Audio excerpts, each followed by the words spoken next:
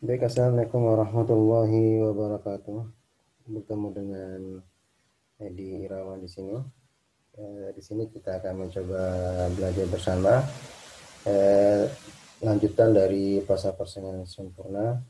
Tapi di kali pertemuan ini kita akan bicara tentang contoh kasus pasal persaingan sempurna dalam bentuk kurva dan matematika serta analisisnya ya. Baik, langsung saja. Soal kasus contoh ya, ini kasus di mana perusahaan yang menghasilkan barang X yang dijual di pasar persaingan sempurna, harga jual barang X di pasar adalah sebesar Rp10. Kemudian kurva biaya yang dihadapi perusahaan A untuk memproduksi barang X dan kurva permintaan barang X bagi perusahaan A seperti tergambar berikut ini. Baik, pertanyaan pertama adalah tentukan jumlah barang keseimbangan bagi perusahaan A pada kondisi keseimbangan tersebut. Apakah perusahaan memperoleh laba atau menderita rugi? Yang kemudian yang ke B, tentukanlah besar laba atau rugi terjadi pada perusahaan. Apakah pada kondisi keseimbangan tersebut. Nah, kita akan menjawab. Ini ada satu jawabannya. Yang pertama jawaban nomor A. Di sini kita akan menentukan jumlah barang keseimbangan bagi perusahaan A pada kondisi keseimbangan tersebut, apakah perusahaan memperoleh laba atau menderita rugi. Baik, jawabannya adalah jumlah barang X keseimbangan bagi perusahaan A adalah 100 unit.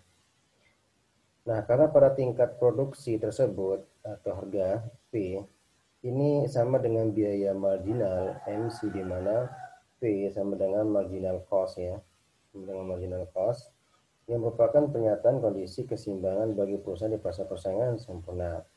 Kemudian pada tingkat output sebanyak 100 unit, perusahaan memperoleh laba karena pada tingkat output tersebut harga barang X yaitu Rp10 ini lebih besar daripada biaya rata atau fixed cost sebesar Rp7.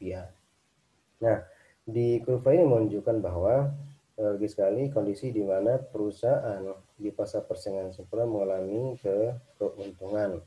Ya, sebagaimana yang kita bahas minggu lalu bahwa salah satu ciri-ciri perusahaan mendapatkan keuntungan di pasar persaingan sempurna adalah di mana harga di sini lebih besar daripada biaya.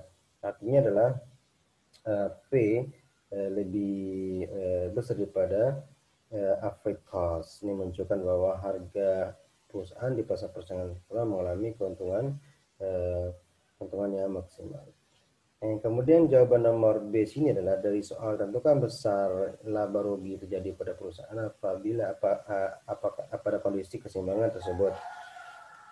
Jawabannya adalah laba yang diperoleh perusahaan A dari barang X adalah di mana keuntungan TR min TC. Di mana TR net P kali Q, kemudian TC sini adalah merupakan average cost kali Q. Nah, kita mau tahu bahwa P di sini adalah harga. Harga di sini adalah 10 dikali dengan Q sebanyak 100. Kemudian dikali dengan average cost dan Q, di mana sini average cost-nya adalah atau cost-nya sini adalah 7, ini 7. Yang kemudian adalah Q-nya adalah sebanyak 100. Nah, hasil dari penjumlahan ini maka kita kurangi sebanyak berapa hasilnya, sebanyak 300, yaitu 100 dikurangi 1000 dikurangi 700 akan menghasilkan dengan 300. Nah, 300 ini merupakan adalah laba yang diperoleh oleh perusahaan di pasar persaingan sempurna.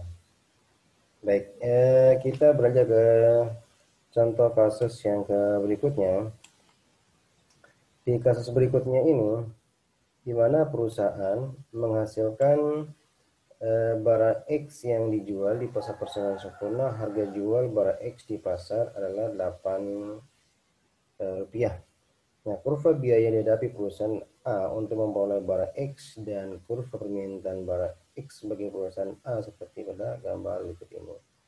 Baik, kalau kita lihat ya, kalau kita lihat sebagaimana teori yang pernah kita pelajari minggu lalu bahwa di sini cukup kita lihat bahwa P sama dengan average cost. Kalau sini adalah P lebih besar daripada atau lebih tinggi daripada average cost. Kalau sini adalah P sama dengan average cost. Dan dia bersinggungan di kurva di garis horizontal di P ya, di price. Ini menunjukkan adalah di mana P sama dengan average cost. Kalau kita analisis dengan cepatnya adalah bahwa perusahaan tersebut mengalami break-even point, artinya tidak mengalami keuntungan, tidak perlu mengalami kerugian. Tapi nggak apa-apa, kita akan bahas satu persatu di sini pelan-pelan. Nah, secara matematikanya lah kita lihat sini lah. Pertanyaan, tentukanlah jumlah barang keseimbangan bagi perusahaan A pada kondisi keseimbangan tersebut. Apakah perusahaan memperoleh laba atau rugi? Dan yang kedua adalah tentukan besar laba atau rugi yang diperoleh perusahaan A pada kondisi keseimbangan tersebut. Baik, kita jawab pertanyaan nomor poin A. Jumlah barang X keseimbangan bagi perusahaan A adalah 9 unit. Karena pada tingkat produksi tersebut, harga sama dengan biaya marginal cost yang merupakan persyaratan dari kondisi keseimbangan bagi produksi di pasar persaingan sempurna. Nah, pada tingkat output sebanyak 90 unit, perusahaan berada pada tingkat pulang pokok atau break-even point. Karena pada tingkat output tersebut, harga atau P harga barang ini sama dengan 80 sama dengan biaya ternyata average cost semuanya 80. Sebagaimana saya katakan tadi bahwa harganya di sini adalah 8, kemudian costnya adalah 80. Baik, kita lihat di sini adalah untuk melihat lebih rincinya kita lihat di poin B. Soal ini B ini jawabannya adalah laba diperoleh perusahaan A dari barang X adalah TR sama dengan TR min TC. Kita kalikan dulu P kali Q, kemudian kita kalikan AC kali Q. Kemudian dari hasil ini kita peroleh bahwa 720 sama dikurangi 720 sama dengan 0. Berarti sini adalah perusahaan A tidak memperoleh laba dan juga tidak menderita kerugian. Artinya di sini adalah dia mengalami break-even point di harga Rp8 dengan 90 unit sini menunjukkan bahwa perusahaan di sini mengalami break-even point. Oke, kita lanjut ke contoh kasus yang berikutnya. Di sini perusahaan menghasilkan barang X ini dijual di pasar persaingan sempurna, harga barang X di pasar adalah Rp5. Ada kurva biaya yang dihadapi perusahaan A untuk memperoleh barang X dan kurva permintaan barang X bagi perusahaan A seperti berikut ini. Baik, kalau kita lihat dulu ini di mana perusahaan di pasar persaingan sempurna mengalami kerugian ya. Tapi sini rugi, tidak rugi amat ya, artinya dalam jangka pendek bahwa perusahaan sini rugi tapi bisa melanjutkan usahanya. Baik, kita langsung aja lihat secara matematikanya dan secara teorinya ya. Di pertanyaan nomor A, di mana tentukanlah jumlah barang keseimbangan bagi perusahaan A pada kondisi keseimbangan tersebut, apakah perusahaan dapat memperoleh laba. Pertanyaan poin B, tentukan besar laba atau rugi yang terjadi pada perusahaan A pada kondisi keseimbangan tersebut. Kemudian poin C, pertanyaan dalam jangka pendek, apakah perusahaan sebaiknya menutup usahanya, bagaimana alasan saudara, dan alasan kita. Baik, jawabannya poin A adalah jumlah barang X keseimbangan bagi perusahaan A adalah 60 unit. Karena pada tingkat produksi keseimbangan bagi perusahaan di pasar persaingan sempurna pada tingkat output sebanyak 60 unit, perusahaan menderita rugi. Karena pada tingkat output tersebut harga barang sama dengan 55 ya, 53. Lebih kecil daripada biaya teratai itu 7. Jadi sini 5 ya, bukan sekali saya kelebihan tulis ya. 5 bukan 5.055. Tapi sini adalah Rp5. Nah, kemudian sini adalah lagi sekali di poin A sini menunjukkan bahwa harga jual Rp5, sedangkan biaya produksi sini adalah Rp7. Berarti sini adalah perusahaan mengalami kerugian. Jadi perusahaan mengalami kerugian. Nah, rugi yang diderita perusahaan di jawaban poin A adalah rugi yang diderita perusahaan A dari barang X adalah dari rumus ini TR min TC di mana P kali Q Q, AC kali Q, kita lihat di sini adalah 5 kali 6 unit, kemudian 7 kali 60 unit. Hasil daripada ini kita kurangi sehingga hasilnya adalah 120.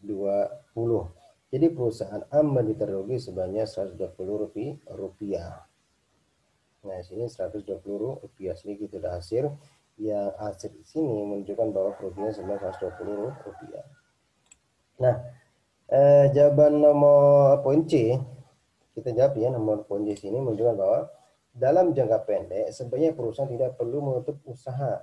Apa alasannya? Jika perusahaan tersebut tutup usahanya maka akan menderita rugi besar, artinya sebesar biaya tetap.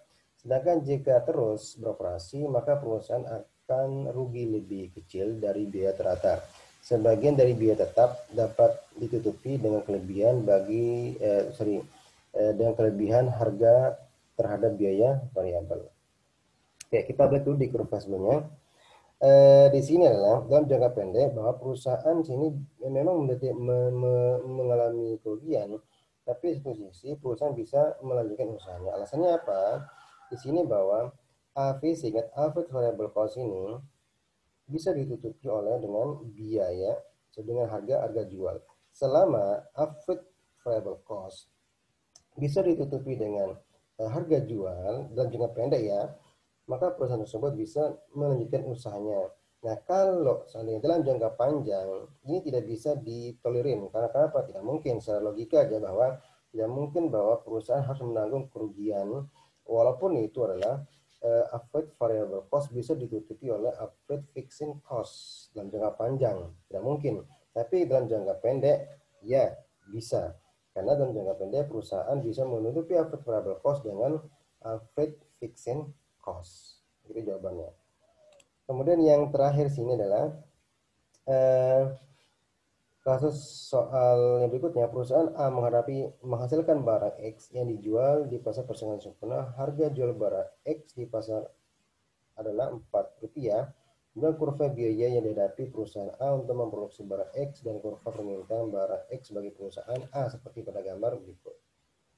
Baik, pertanyaan tentukan jumlah barang keseimbangan bagi perusahaan A pada kondisi keseimbangan tersebut. Apakah perusahaan dapat memperoleh laba? Kemudian tentukan besar laba yang diperoleh perusahaan pada kondisi keseimbangan tersebut. Kemudian misalnya harga turun sampai lebih kecil di bawah Rp4. Apakah perusahaan sebaiknya menutup usaha dan mengapa? Baik, oke, kita jawab poin A. Coba jumlah barang keseimbangan bagi perusahaan A adalah 50 unit karena pada tingkat produksi tersebut harga atau P sama dengan biaya marginal atau emisi yang merupakan persyaratan kondisi perusahaan menderita rugi karena pada tingkat output tersebut harga barang sebanyak Rp4, artinya lebih kecil daripada biaya teratar sebanyak Rp6. Oke, jawaban yang nomor poin B. Sini rugi yang diderita perusahaan A dari barang X ini adalah, kita langsung saja ya, sebanyak Rp100. Dari hasil perhitungannya sebanyak Rp100. Kemudian jika beroperasi perusahaan A akan menderita rugi sebesar Rp100. Kemudian besar kerugian perusahaan sama dengan besar biaya tetap. Nah, hal ini dapat dibuktikan sebagai berikut. Average cost, kemudian sama dengan average fixing cost dan average variable cost. Kemudian average fixing cost sama dengan average cost dikurangi average variable cost. 6 dikurangi 4 sama dengan 2. 6 dikurangi 4 sama dengan 2. Ini bukan average cost dikurangi dengan average variable cost. Kemudian kita lihat dulu di sini adalah total fixing cost, di mana average variable cost kali Q. Dia 2 kali 50 unit sama dengan 100. Nah, dengan demikian jika P sama dengan average cost, sini adalah perusahaan akan mengalami kerugian yang sama apakah ia memproduksi atau menutupi usahanya itu sebesar biaya tetap. Nah, di sini bahwa menunjukkan bahwa perusahaan di sini tidak bisa melanjutkan usahanya, artinya adalah average variable cost-nya ini tidak bisa ditutupi oleh average variable tidak bisa ditutupi oleh fixing cost. Nah, kalau kita lihat di sini adalah average variable cost bisa ditutupi oleh fixing cost. Nah, kalau di sini adalah average variable cost tidak bisa ditutupi oleh fixing cost. Sehingga sini adalah perusahaan dalam jangka pendek harus menutup usahanya dan istilahnya lah gulung tikar atau shutdown point istilahnya. Nah, jadi perbedaan daripada kurva ini adalah di mana dalam jangka pendek perusahaan bisa melanjutkan usahanya walaupun dia mendapat kerugian, tapi kurva yang bawah ini perusahaan mendapat kerugian tapi di sisi dia harus menutupi usahanya. Baik, ini penjelasan dari saya, semoga bisa dipahami. Saya akhiri. Assalamualaikum warahmatullahi wabarakatuh.